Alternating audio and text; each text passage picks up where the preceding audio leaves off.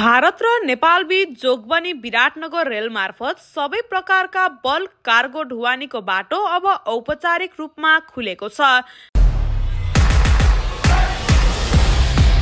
Mainavati still industries राष्ट्रिय निर्माणमा एक कदम अगाडि।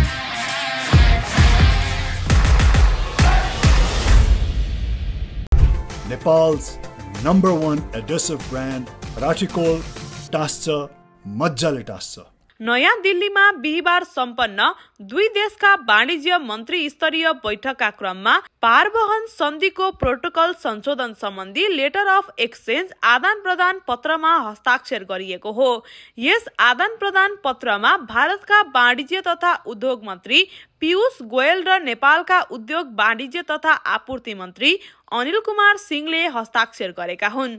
भारतीय वाणिज्य तथा उद्योग मन्त्रालयले जारी गरेको विज्ञप्ति अनुसार उक्त सहमतिले जोगबनी भारत र विराटनगर नेपाल बीच रेलमार्गबाट हुने सबै प्रकारका बल्क कार्गो ढुवानीलाई सहज र नियमित बनाउनेछ। अब जोगबनी विराटनगर रेल मार्गमा कन्टेन्ट राइड र बल्क कार्गो दुवैका लागि सीधा रेल सेवा उपलब्ध हुनेछ। यस व्यवस्थाले भारतका कोलकाता र विशाखापट्टनम बन्दरगाहबाट सिधै मोरङको विराटनगर स्थित नेपाल भन्सार यार्ड कार्गो स्टेशनसम्म सामान ढुवानी गर्न सहजता ल्याउने उल्लेख विज्ञप्तिमा गरिएको छ। मात्र प्रिमियर नेक्स्ट 500D ले दिन्छ तपाईको निर्माणलाई पूर्ण सुरक्षा, भरोसा, नयाँ युग निर्माणको।